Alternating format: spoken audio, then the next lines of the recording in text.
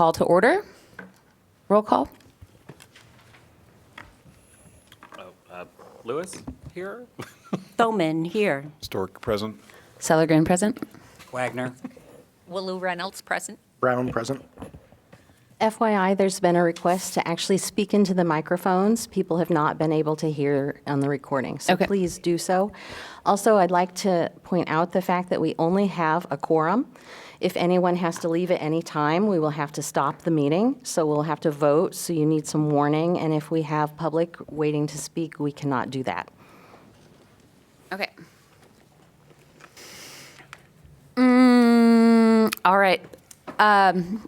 Item C, public discussion of anything not on the agenda. If you flip the agenda over, you can grab the agendas at the front of the room if you'd like. You can see what's under commission discussion.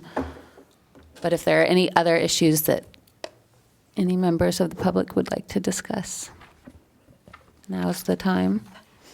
Doesn't seem like it. So we'll move on to item D, certificate of appropriateness for 1047 Woodlawn Avenue. Okay, 1047 Woodlawn Avenue is here, as you can see. This is a Queen Anne house with some detailing that could be sort of Carpenter Gothic, could be a little bit reminiscent of Italianate. The house has been added on multiple times, including this 1984 addition on the back. It has a really low gable roof, and all of this is a new addition. The project before you today is the deck.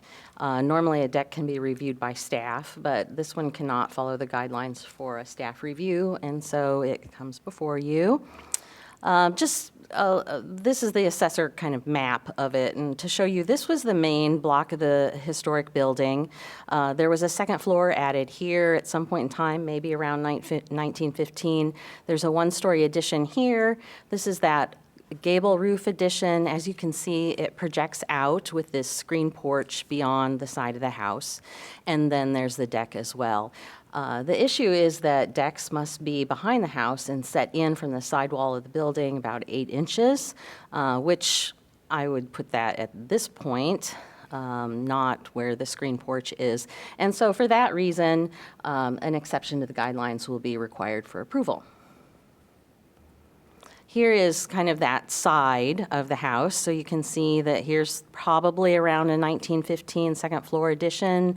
And here is that 1984 addition sticking out beyond, and the screen porch further out. Here's just from the other view. The deck that exists did not have to go through an approval process at all. It's just deteriorated.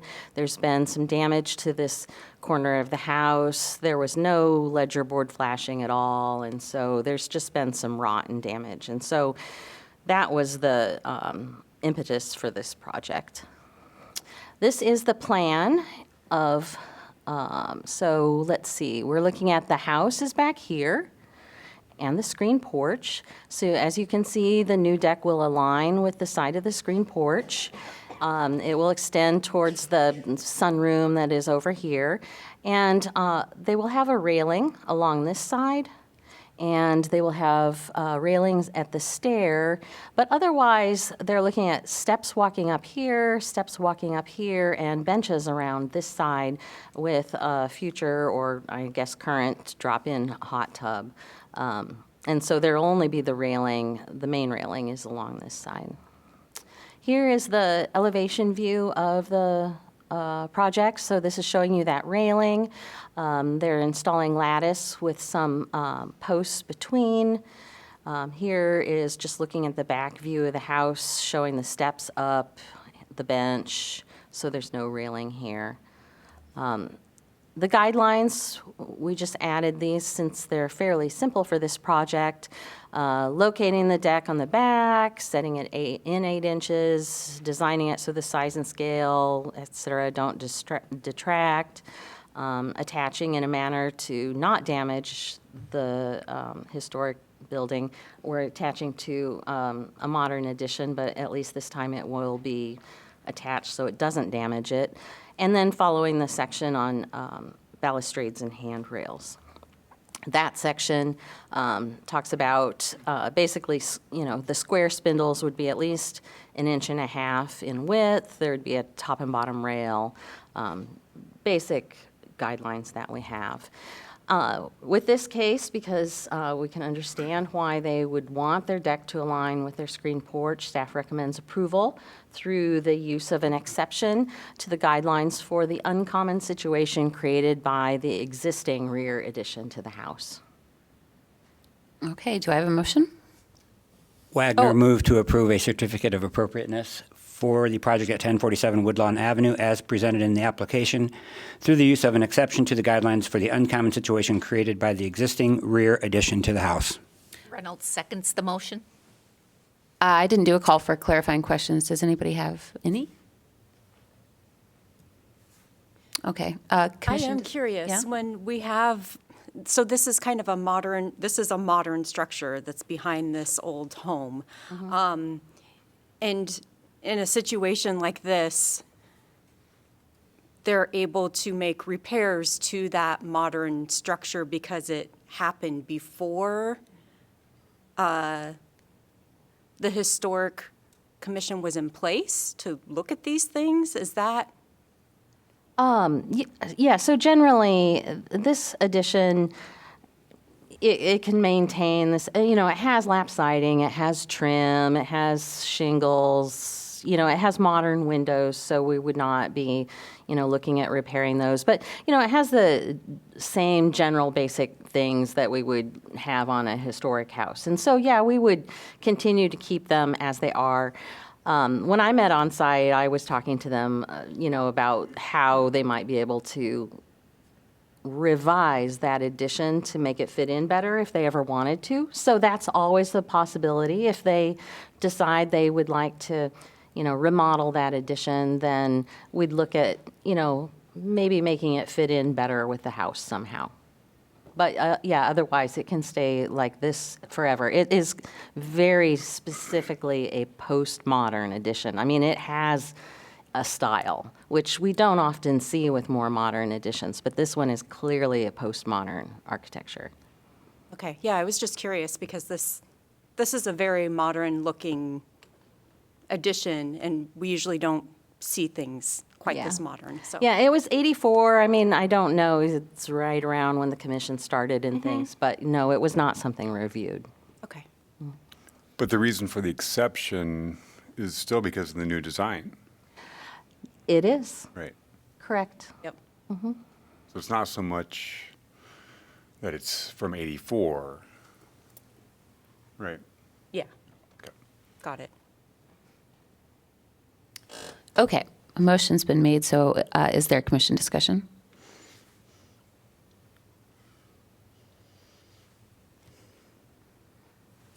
All right, let us vote on the motion. All in favor? Aye. Aye. Opposed? Great. Okay, I think we will just move straight on to item E, report on certificates issued by chair and staff. Yeah, we can go through these pretty quickly. We had several certificates of no material effect, and also just to remind you that since last month, we had such a long discussion. Some of these were just ones we didn't go over last month. 518 South Lucas Street was just replacing the concrete stairs in the yard, as was 314 South Governor, both owned by the same owner. For minor review, staff review, on this project where we converted the garage to living space, they ended up determining that the rear door that we wanted to retain and the side window were both damaged beyond repair, and so they will be replaced. 521 South Governor Street had a couple projects, and one of them was that they removed the vinyl siding And we uncovered some interesting details. Just to let you know, we could tell that there were brackets holding up a different kind of entry canopy, that this one is smaller than the one that was there before. We could see that there were shutters on the building as well. We think this was a colonial revival house that was remodeled early in the 1900s. 707 Rundell Street is replacing the overhead door. 1328 Muscatine Avenue, I think they'll end up doing several other projects as well, but this was just the replacement of the roof shingles. 737 Grant Street is replacing their front steps. For intermediate review, this one has been a very, very long time coming. We are finally getting a new foundation on the barn at 1025 Woodlawn Avenue. It currently has a stone foundation, and the new foundation will just be smooth poured concrete. This barn did have a wood floor suspended in it that was broken, and so it'll have a new floor in it. They will be actually moving the barn over. Goodwin House Movers will be doing that. They basically will take the barn and move it back this way. They will remove the lean-to. The lean-to shows up on all of the Sanborn fire insurance maps, so we think that it is a very old lean-to as well. They're actually just going to remove it and reinstall it. There's a possibility they might move it to the other end of the barn instead of this one, but beyond that, this barn will get a new foundation, which it's needed for at least a decade. So the other project here is that because we could see shutters and Colonial Revival houses have them, they had new shutters made that will be installed as functioning shutters, which is pretty exciting. All right. Item F, consideration minutes for September 14th. I think I overheard there was one. I had just noticed on page 9, where it talks about, there's a paragraph, like towards the bottom, the first one it says, well, Lou Reynolds asked. And then the next one says, Beck noted. I think that was me who said that whole paragraph, not Beck. Okay. At least I remember saying all that. Okay. Okay. And then, Deanna, you had some? Yeah, and then there are a couple of instances where my name is attributed to things that I think Christina said. Could be. Yeah. Let's see, where else? And I've got them noted. I don't know if sending you an email would be the most effective. Well, it might be worthwhile to So I actually know have what the- Christina let me see if look I at said what you that. have Okay. noted to verify that. Yes, so I can tell you right now, page 6, are you seeing the page numbers? Yes, Page 6 of 12. yes. Okay. It would be paragraph 1, 2, 3, 4, 5, 6, 8, starting with Thoman, would like to know where the Yes. 125 feet number That was me. originated. That was me. Yep. Okay, and then also page 8 of 12. This is in the second full paragraph on that page. The second sentence, Thoman stated she doesn't feel like they're being frivolous or opening floodgates. Yes, that was me. Okay. So you can either just give me the paper you have, or you can email it to me. I don't care. Okay, I'll give you the paper I have. Okay. We must sound the same or something. I don't know. That Sitting next was, to each other. I thought, man, I looked through here and I was like, I was really active. Did I say all that? I'm usually pretty quiet. Yeah. All right. So you'll need to move to approve them as amended. Okay. Do I have to call for a motion to do that? Yep. Okay. Do I have a motion to approve the minutes? So moved. Second? Thoman seconds. All in favor? Aye. All right. Item G, commission discussion, starting with number 1302 and 316 East Bloomington Street, otherwise known as Slezak or Slezak Hall, otherwise known as the Poly Eyes Building. Just so we're all aware, this is the building. It actually has all of the numbers between 302 to 316, 302 being the front portion. This was a hall where people met on the upper floor, stores below. The three-story apartment building was added. This area back here at one point in time was kind of the carriage house, but a laundry and apartments above. This housed feed and was a stable.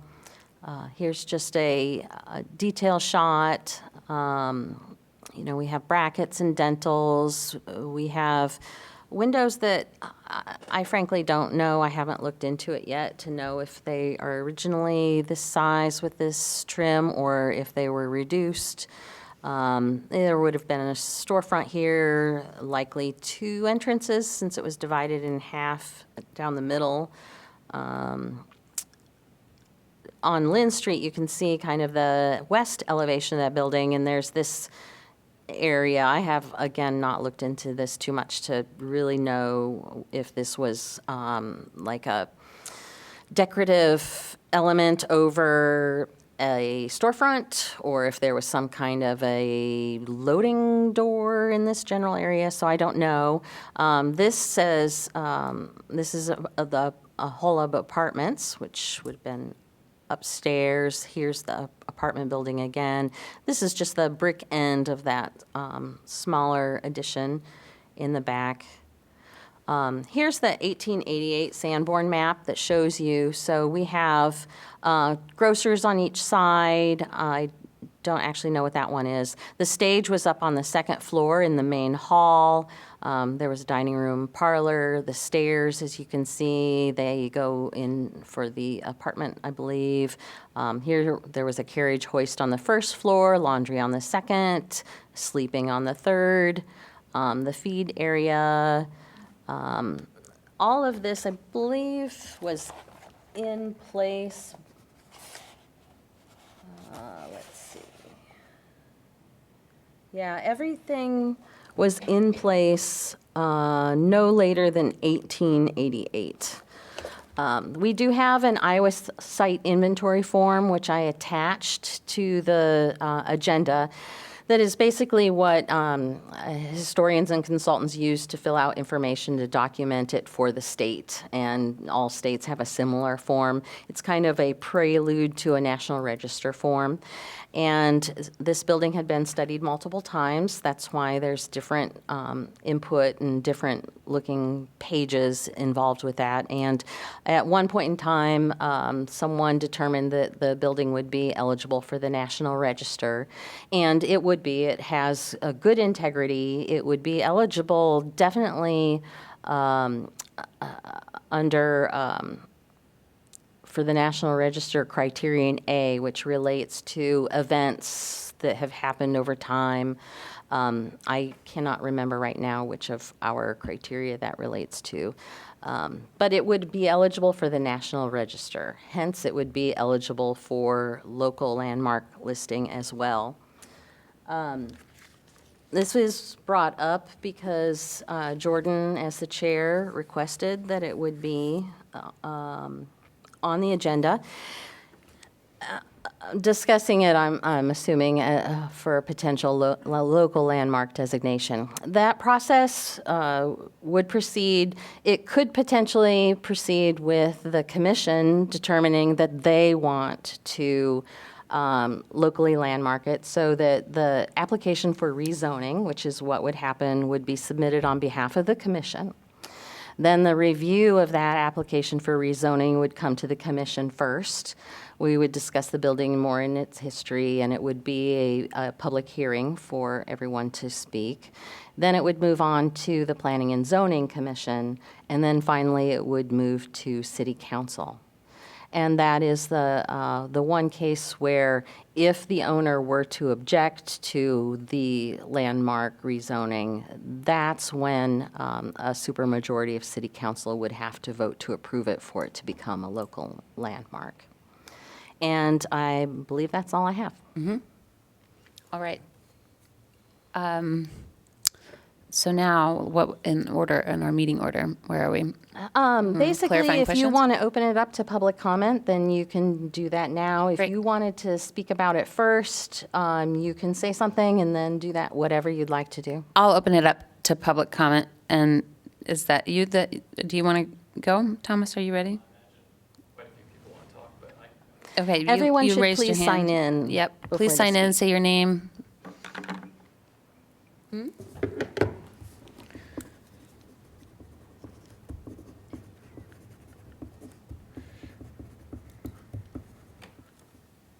Oh, I do want to note also, this is something that I just forgot. In 2015, a subcommittee of the commission did meet to kind of look at historic properties in the community that are not currently either locally landmarked nor in a district of any type, to see which ones should be landmarked. And this building was on that list. I believe there are about 21, maybe 25 properties, something like that, just so you're aware. That's okay. My name's Thomas Hager, and I used to be on the commission for, I think, like 7 years or some frightening amount. Based on who else is here, I'm sure there might be other people that are going to talk and will probably also talk more eloquently than me. So I'm going to like take the fire and brimstone version because, Great. yeah. Bring it. Okay, so I just wanted to talk about this. Like a lot of people in the city that saw that this went up for sale and this like scandalous Zillow listing, it has me thinking about this and thinking about this property, reflecting also on my time on the commission and experiences I had on the commission. And so I just wanted to kind of run through that experience and some of those things and how they went down for you guys as you prepare to look in more depth at this property. The main example I want to bring up is the landmarking that we attempted for 410 Clinton Street, which is a brick building across from Dye House. Basically, that was a similar situation. Property owner didn't want to landmark it, went advanced through because it obviously deserved to be a landmark. And then in the midst of all of that, the property owner sold to the Clark family. And so what happened is that it went to the supermajority and as led by Susan Mims, and I think it was Pauline Taylor, but I can't remember who the second vote was. Maz, thanks. It doesn't matter. I remember Susan leading that conversation. It did not get the supermajority. And I want to read this little excerpt from a Press Citizen article at the time. Since that vote, the city's been in talks with the property owner asking what could persuade them to voluntarily pursue local landmark designation. Brian Clark said his goal is to pursue more units. He said the owners of 2 adjacent properties, 400 North Clinton Street and 112 East Davenport Street, have signaled a willingness to sell, providing the city rezones those adjacent properties to allow higher density. Clark said he would be willing to designate 410 to 412 North Clinton as a local historic landmark in exchange. My summary of that is that developers do not need handouts. They do not need handouts. And the last ones is apartments downtown in the Clark family. And so what happens when a property like this comes up for sale is that a developer with deep pockets who's not afraid to play hardball with the city will buy the property, okay? And so what happens then is that there's this emotional hostage taking of the property where they twist the city's arm because people are worried about, oh, well, we don't want to tread on individual property rights. It's the owner. They own the building. What happens is they take the property hostage and they try to get handouts. They try to get approvals for things that we would never otherwise ordinarily approve. There are other scenarios that also happen, and you might remember all of these. So across from the co-op, what happens? Undesignated buildings get torn down, and they encroach upon a historic property. So as you think about how this could be parceled up in some kind of deal, the remaining property that didn't sell across from the co-op ended up being so encroached upon by these inappropriate buildings for the scale of the neighborhood that they ended up later tearing that building down. Or the same family might say, you know what, we don't even want to have any of this conversation, like the Elks building, we're just going to tear it down right now, and then you got a big hole in the ground right across from City Hall, which we've had for a while now. Or Ted Pasha, who on Christmas Eve, I think it was, bulldozed the antebellum railroad cottages over on South Dubuque Street. Those are the outcomes that are possible here, right? So, people, I don't need to explain to you because you guys are on the commission, people don't come back to Iowa City because they love the 3/1 new builds that go up everywhere with the empty retail on the bottom. That's what will go in here if it's not landmarked, right? Or like the empty gravel lot on Van Buren Street that Michael Oliveira manages, like there's all kinds of bad outcomes here. I think that there are different strategies for what you can do, and some are more extreme and some are less extreme. Maybe there's a development moratorium, where there's a demolition permit moratorium in this area. Maybe instead of dealing with an individual landmark status, you could expand the district to include Bloomington Street. I don't know what's involved in that expansion. Or you could do what's actually the easiest thing, which is to landmark the property. And so I'm hopeful that you guys will do that. You'll, of course, need a supermajority, and you're going to get pushback from the property owner. But I want you to remember that the Scarda family or whoever owns this building, they chose to own this building. They own this building. They don't own the parking lot across the street. They don't own the Head Start preschool next door, both places that would be great to be redeveloped, actually. And so it's not our fault that those are the properties they own.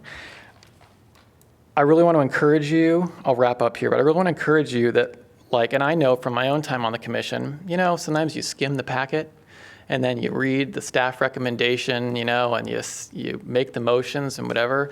But in this instance, you're going to need a supermajority. Like, this property can be landmarked easy. There's so much, if you can landmark the PS1 properties, which was a bit of a sham operation, then you can landmark this property.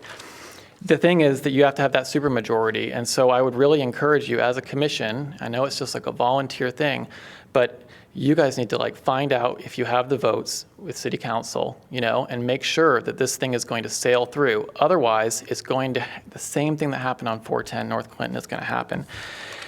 The last thing that I'll say is just that developers own the buildings, they own the deeds to all these properties. People are waiting on their lottery ticket or whatever, or people are waiting to scavenge and get those lottery tickets who have the power to do it, to leverage it.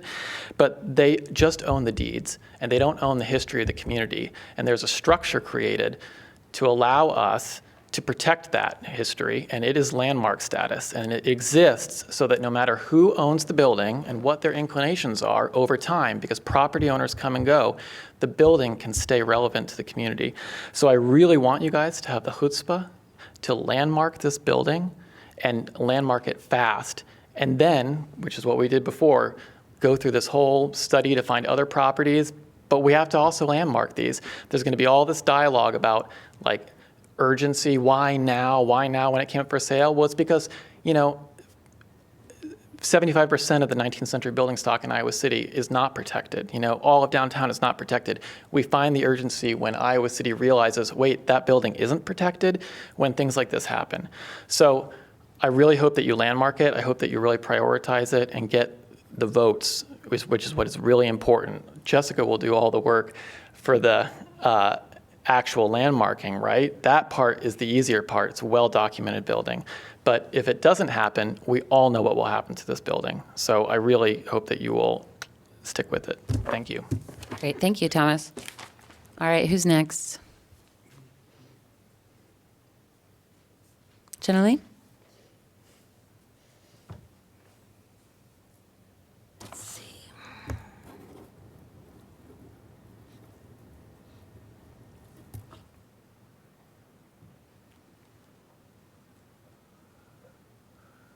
Let's lower this considerably. My name is Jenny Swaim, and I look at this building and I think, oh shoot, I've done laundry in that laundromat before I had a washing machine. I went to have pizza there when the dorms didn't serve meals on Sunday night, and I think I visited somebody who lived in the apartments. But there's a whole other set of memories in terms of this commercial building that date far, far back. The relations with the Czech neighborhood, the customers to the grocery stores, and the hall upstairs and the stable. And so I could get sort of emotionally connected to this building, but on greater self-examination, it's that's what history is about. It's that people wrap their own lives into a building and come up with some meaning which the building then can preserve for the people or the community if it's protected. Obviously, this building has great integrity, it has incredible community history, and it is always anchored that corner. It's a keystone to that between the downtown and the north side. And so I echo what Thomas has said. I was on the commission during many of those issues, and things happen very fast. So I sincerely hope everything can turn out the way we would like it to and landmark it. Thanks. Thank you.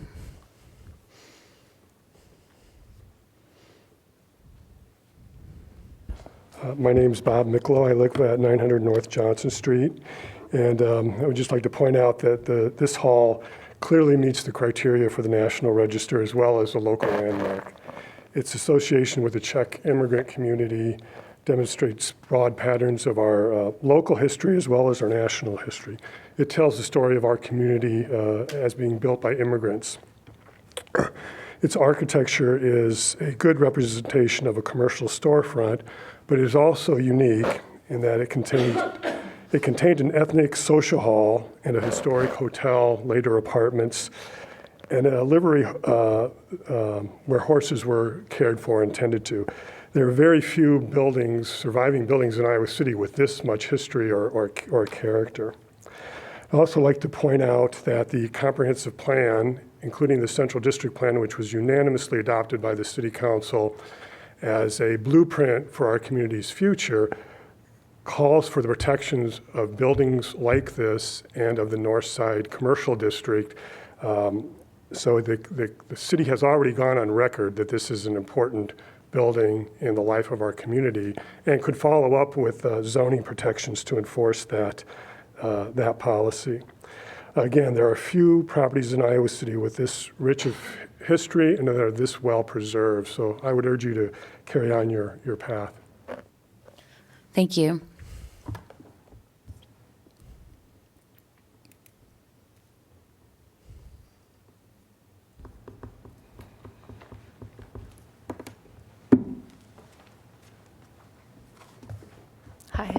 Hi, Sharon DeGraw, and I'm with Friends of Historic Preservation. I live in the north side.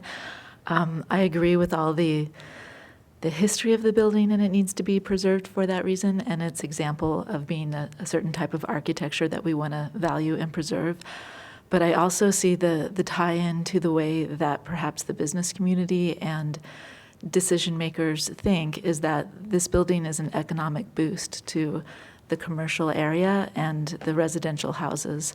So if it goes and things like it go, what we replace it with has much less economic value in terms of the way the downtown district wants to think about what do we need to do to create a vibrant downtown Iowa City. This is part of it.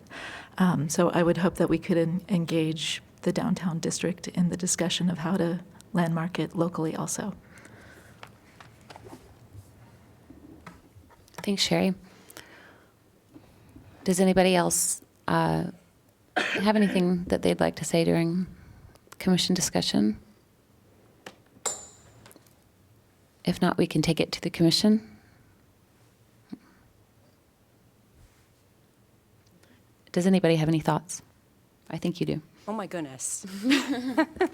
Yeah, the value of this building, the stories it tells, the fact that it was important to farmers back in the day. They would come and stay in these hotels, and they'd put their horse and carriage or whatever else in the stable. And this is what I've noticed. I live just a few blocks away from this building.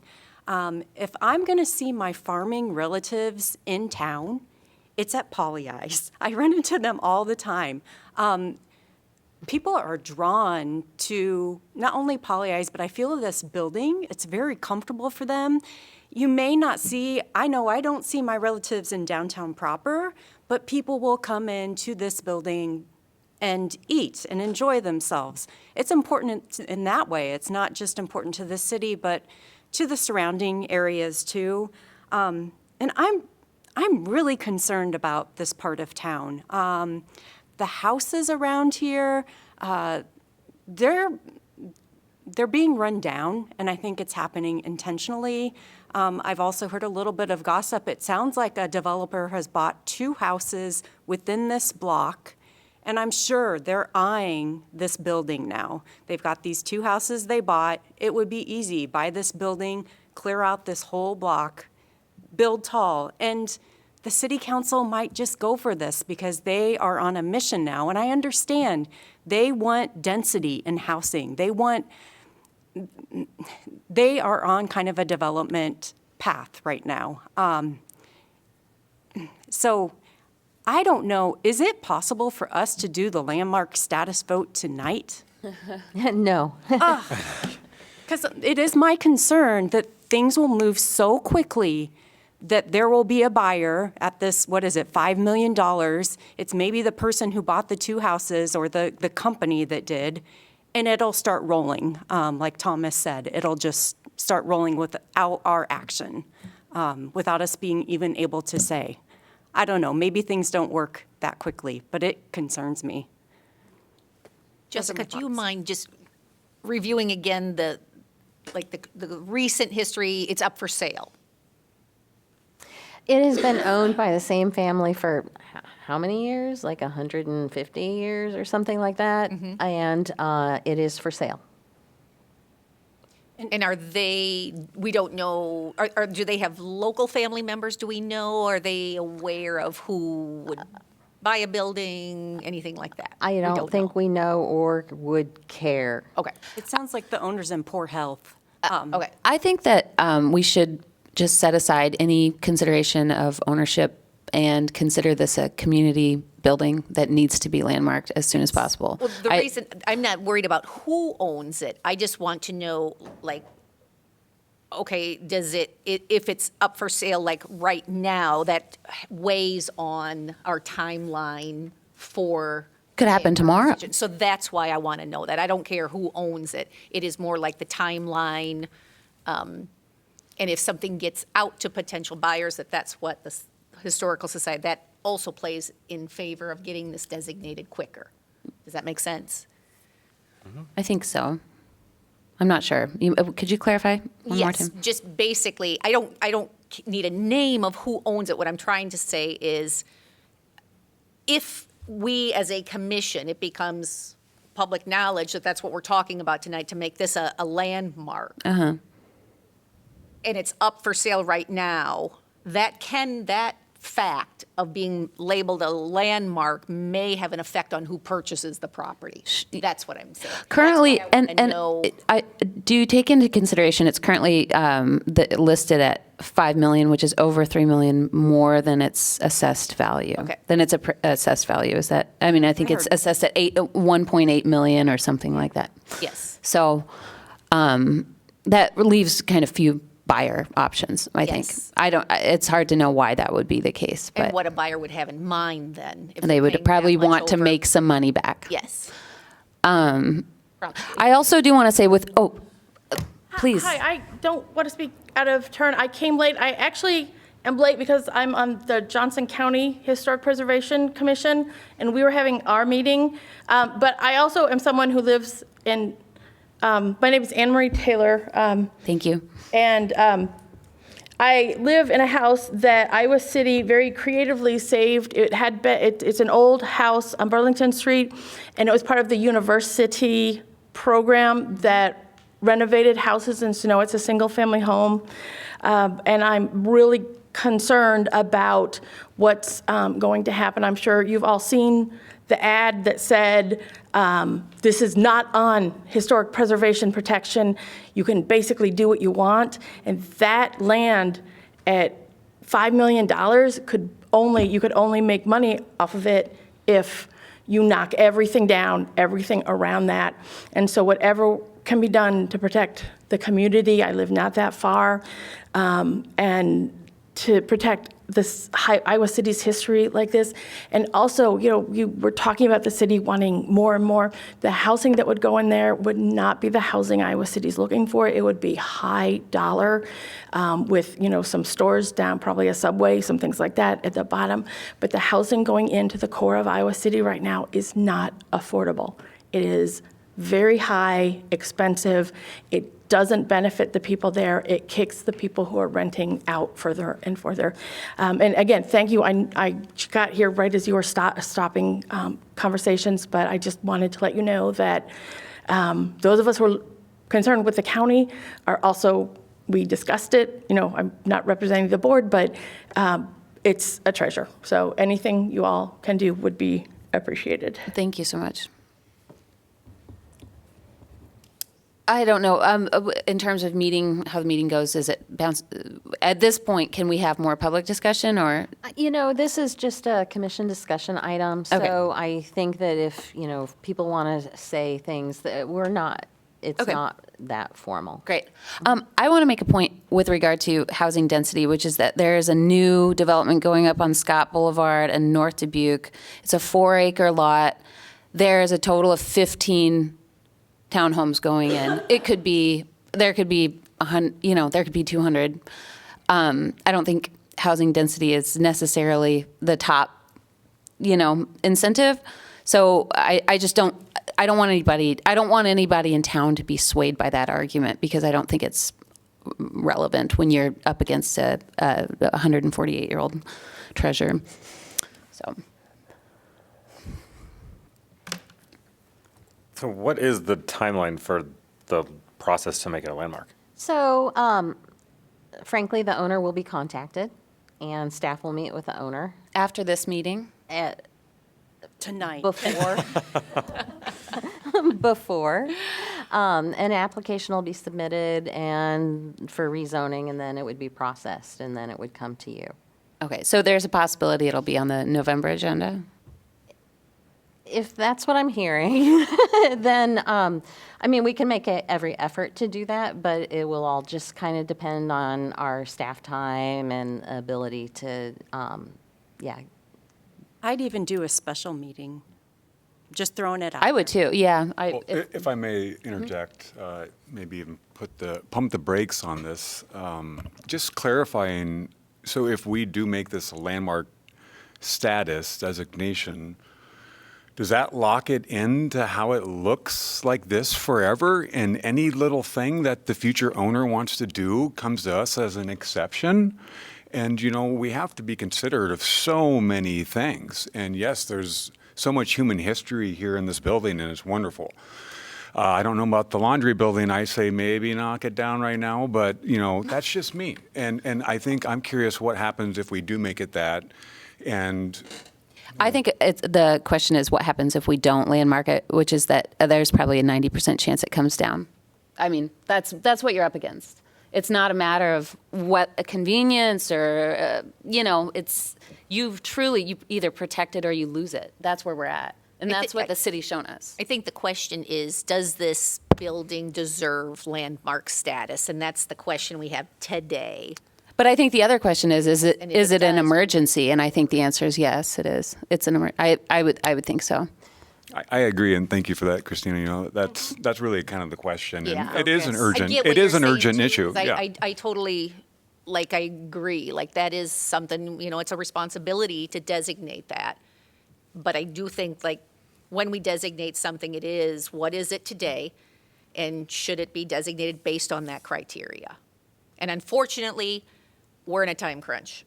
And so that decision is before us within the next month-ish or something.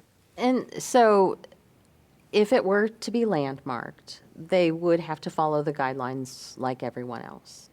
So yes, we would want to retain historic materials on the building. Modern materials that maybe don't fit the building could be changed. They could make an addition or something if it could be approved by the commission, just like any other property. There wouldn't be a desire to keep something that would be considered non-historic just because it happens to be there right now. So it could go through the guidelines and follow the guidelines like any other property.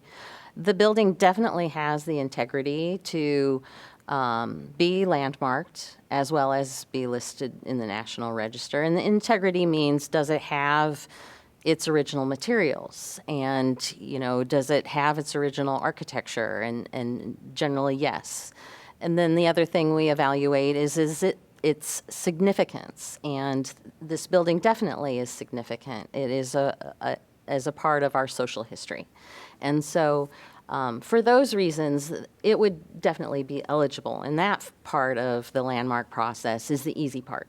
I mean, we know it's more going through the other steps that are the longer and more difficult part. Right. And I didn't pay that close attention to the mill whole thing, but this kind of This reminds feels me of it, like the too. mill a little bit. Yes. But there's more of a architectural integrity Oh, I issue. agree. I The agree. issue with but- the mill was that the mill itself did not have integrity for what it was historically. As the business, we can't landmark the business. That's not what our rezoning and our guidelines But do. aren't we starting to consider newer time periods as now historical? Yes, I Right. mean, basically, from our point of view, it needs to be 50 years old to be sort of eligible, as Mill well just as all didn't of the other fit. things, but It just didn't fit the bill, no. and it was too expensive. But there again, it was a comfortable spot. This is a comfortable spot. I feel like it draws people. It has the historic integrity that, yeah. With this process, I think I know the answer to this question already, but is this just a race at this point? Or is it like, if we start doing stuff, does that slow down the selling process? Again, I would doubt it, but is that a thing? I don't know. I mean, it is a process, and honestly, it's probably more of a political process than anything else. There is a point when the city council sets a public hearing where there's a moratorium on demolition, specifically. So if there were an application to demolish the building, what would happen? If there were an application to demolish the building, like tomorrow, they would have to post that application for 7 days, and then they could take the building down. Would there be able to be an imaginary hearing to landmark it during that time? I mean, like, No, so we really are, I mean, this is truly an emergency the situation. commission will start with a public hearing, and that has to be published 7 days before the public hearing. And so there's no way that, like, next week, we will suddenly have a public hearing just because we have to actually get ready for it before we publish it. Yeah. So yeah, I mean, it can be sort of an emergency, but there is a process that has to be followed. Yeah, okay. Well, And I think if we do get to the point where we're able to recommend this for being a landmark status property, I would hope that if you guys feel passionately about this, go to the other meetings after this. Go to P&Z, go to City Council. Tell them that you see the historic value in this. We need to be present with things like this.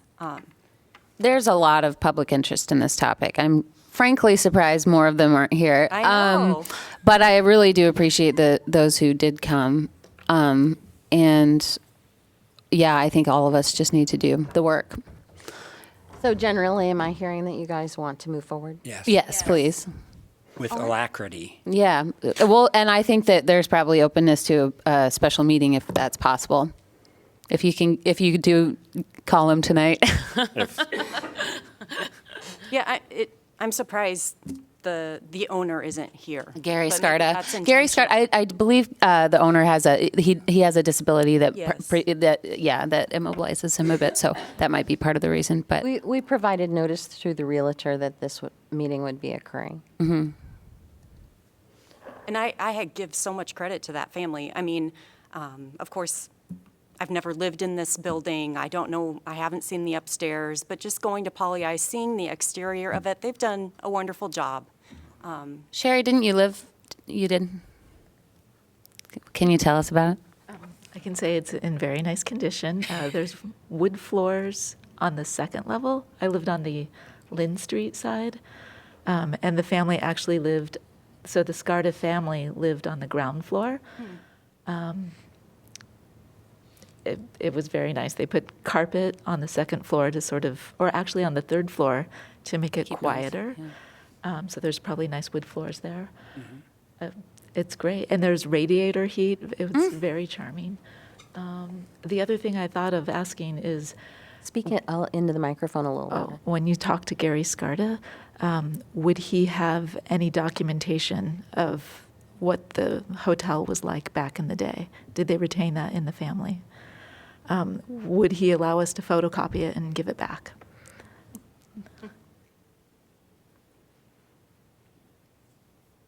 And I love that this is apartments, and not like some of the newer spaces in town, which maybe are not affordable, even, yeah, they're not affordable, and some of them are just Airbnb spaces. This building has heart. People who live in the community live in this building. Jessica, do you have the map of this district or the districts? I'm just curious How close it is to a. why, historical. this. It's one street down, right? So this area is not included in any of the districts because the districts nearby are residential districts, and this is a commercial area. And so when you're creating a district, you do stick to basically a type. A district has a story. It's a cohesive unit. And so that's why it's not included. But You're Bob saying might it's a want to add to zoning that. thing? If I may, I was on staff a number of years ago when we considered a National Register district for the north side, including the commercial area. And it was found to be eligible for the National Register, but there was considerable property owner objection. And as a result, the commercial area was removed from the proposed historic district. So just because one property owner objects? Or multiple. Okay. There's also an alternate precedent for that. Like my first experience in Iowa City of a city council meeting was at the hearing for the Jefferson Street district, which they also had considerable opposition to, but it sailed through just fine. So again, like What can you opposition- attribute that to? Who bought the properties on the street and the sense of urgency Okay. behind it. Okay. That's my recollection. So if we can freak city council out a little bit. Well, I just think that opposition is fine. Yeah. People can be opposed Right, to I agree. landmarking stuff, and that is just fine. But I do think that this reminds me, the potential for possible development on the lot in addition, like with everything intact, is that something that should be, like, because if the owner wants to make as much money as it's listed for, that might be a factor, so there might be some information he needs that would kind of like ease concerns that it would still be valuable to the price point he's looking at.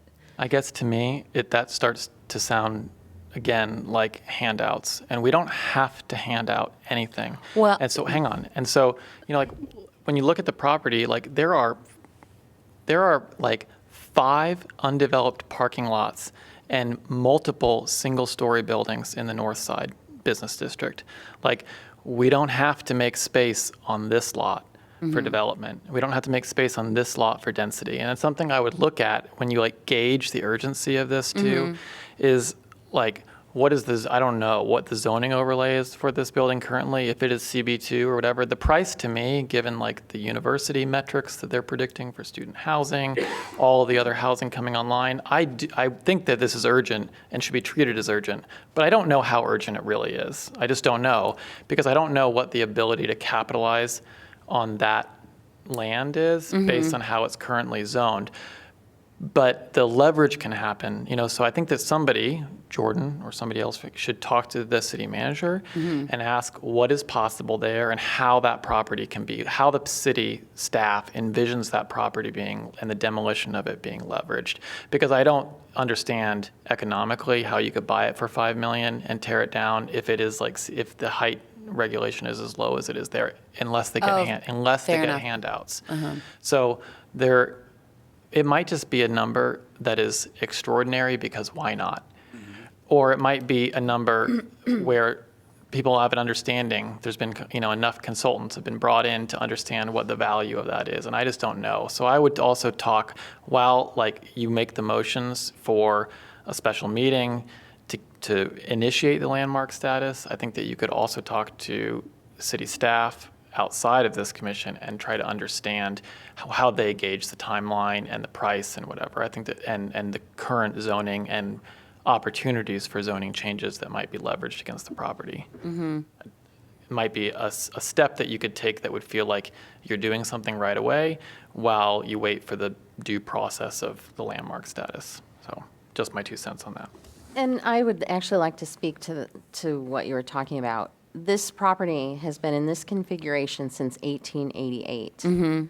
Staff would not recommend building another building in the middle of that empty parking lot. Right. That would not be something that would follow our guidelines. Sure, yeah.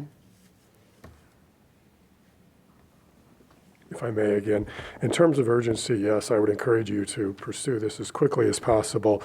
But because there is a lease for the pizza place, it's not going to be torn down tomorrow. That's So you fair. do have some time. I would caution against doing a special meeting. I would follow the normal procedure to the extent possible, so that it doesn't look like you're rushing or cutting corners, that you are following the procedure and you legitimately designate the building as a landmark. Okay. I also think that if you were to talk to the commissioners who were here when the Jefferson Street District happened and when the Goosetown District happened, you'd find out that those commissioners were also getting public support. A lot of work. I think it's important to note, too, that a lot of the homes, the few that are there, are RNS 12. I think I talked with you guys a little bit about this at the last meeting. Those houses don't have any sort of special protection either. So this is a hotbed. Like if they want to do development, it's going to happen in this north side. I don't know if I explained that very well. I think either way, right? I mean, how much can we just say, oh, someone might buy this and someone might do this? It meets the qualifications for the things we're We talking should just about. This landmark is just it. what we want to do, and why now? I Because agree. it's happening now. I don't know. Like, what do you want I me to agree. do? It's a Wait, cool- fine, we'll wait a week. Like, It's a cool building. yeah, it could have happened 2 years ago. It's happening now. I don't know what to tell you. It's a cool building. Jessica will talk to the owner, maybe, maybe he will be interested. And then after that, then it's public support, and pressure,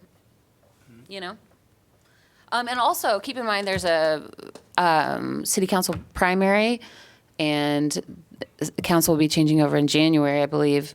So, keep in mind that it's not just the sitting council members, it's also, candidates and. Good point. So we should be talking to everybody, making sure that this is on their radar and that it's something that they would vote for.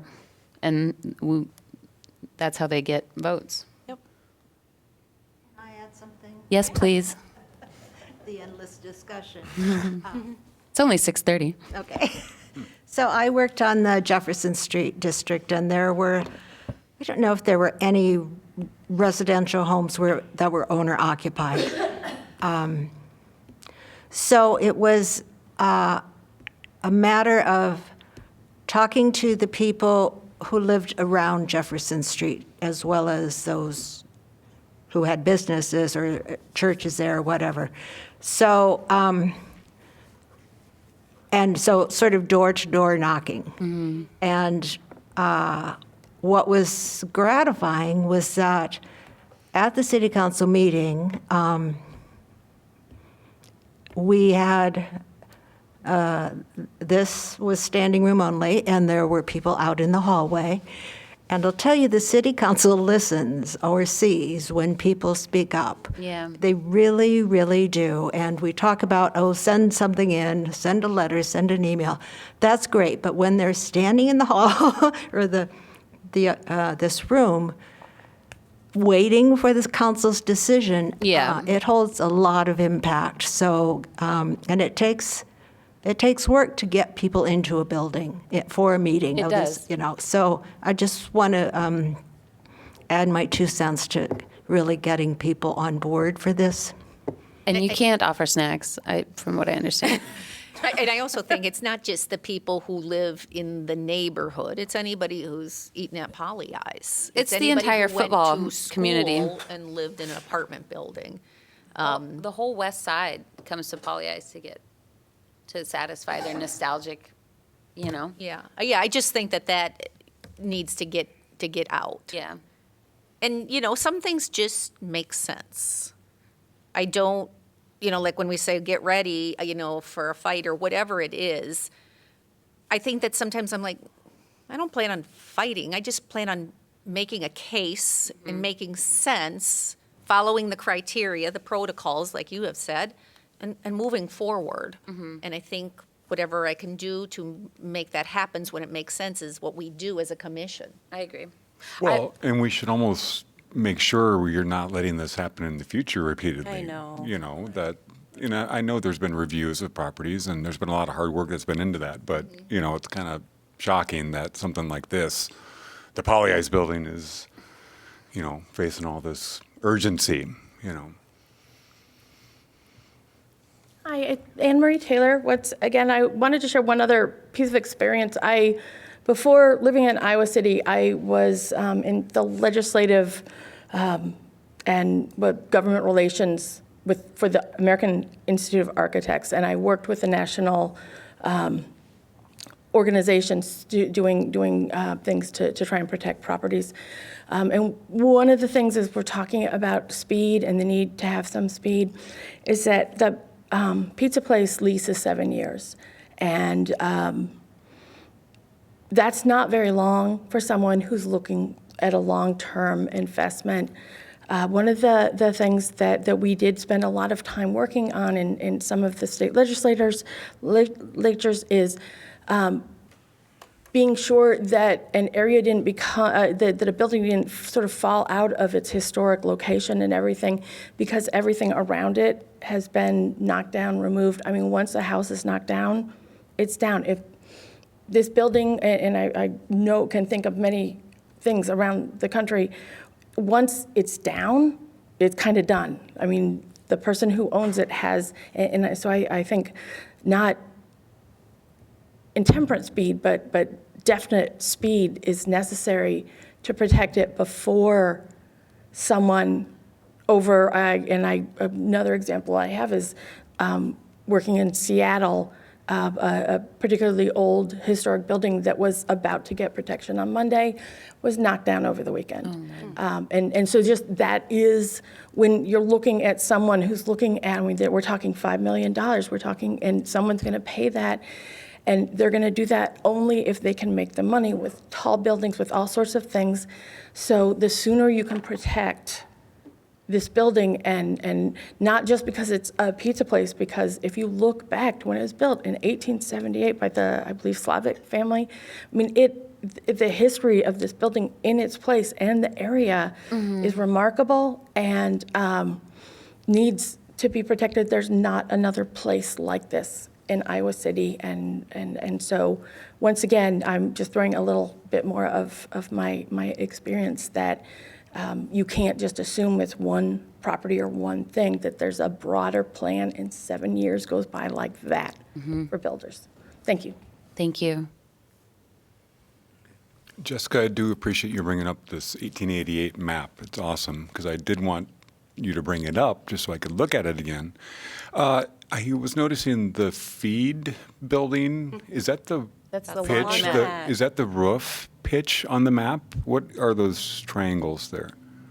Oh, I don't know. I'd have to go back and look at I'm just curious the about. fact that it has the X in it is.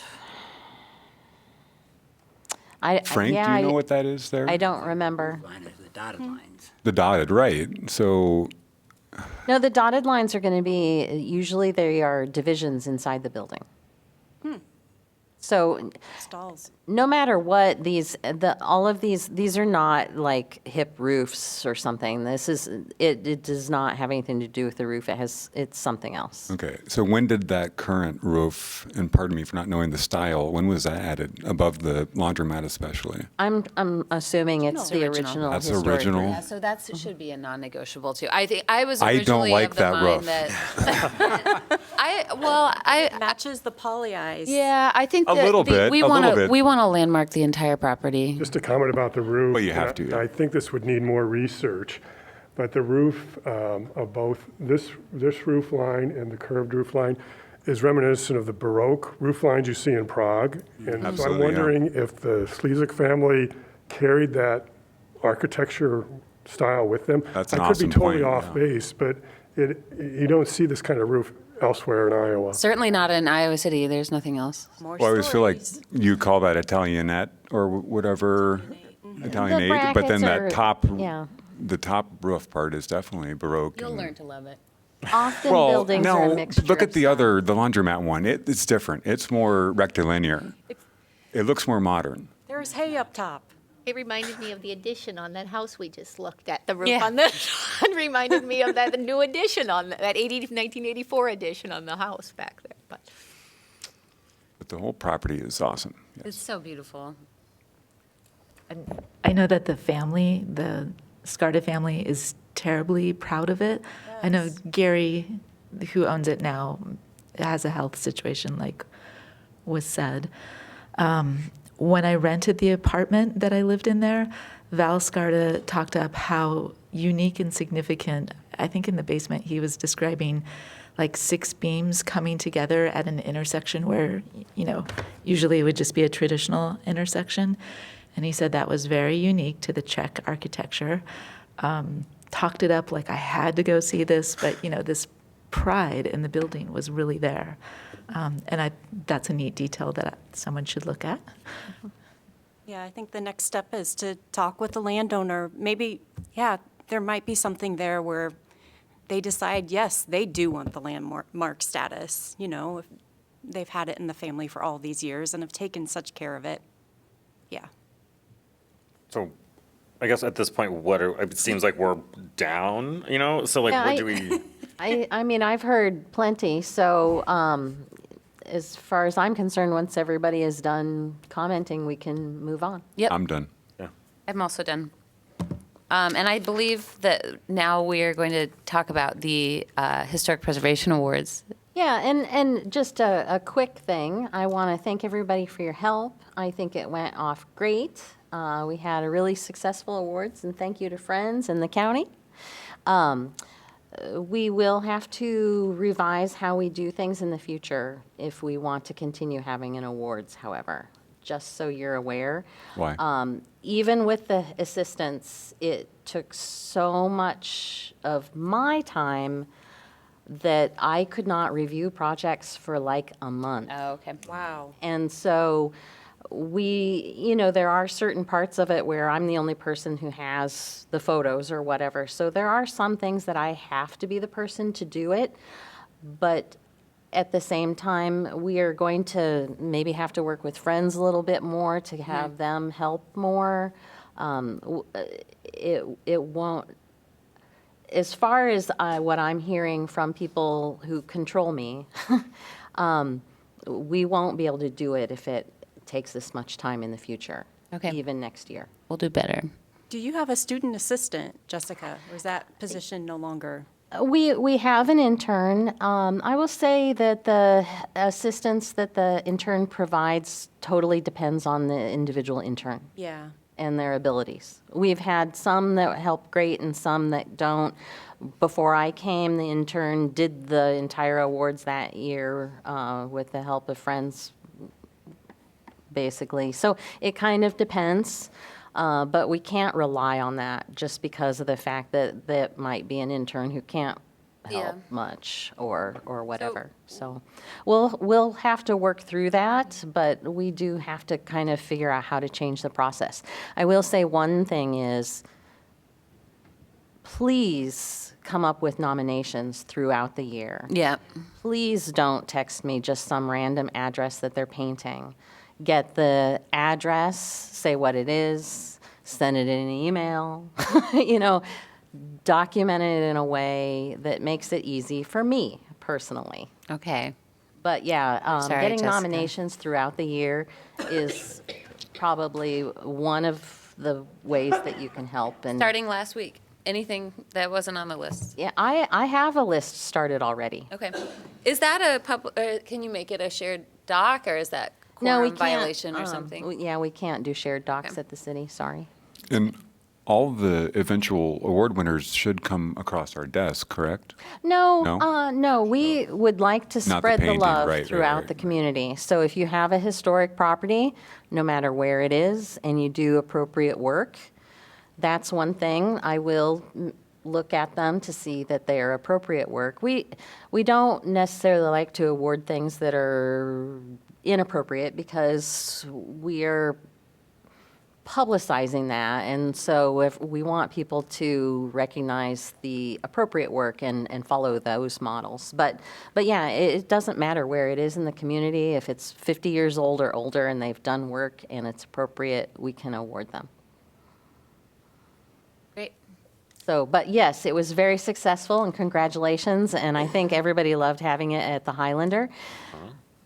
Yep. We That were was great. spoiled. Yeah, so now we're spoiled. Maybe we'll have you at Polly's next year, exactly. All right. Do I have a motion to adjourn? Wagner moves to adjourn. Bowman seconds. All in favor? Aye. Aye. All right. Great. Thanks, everybody.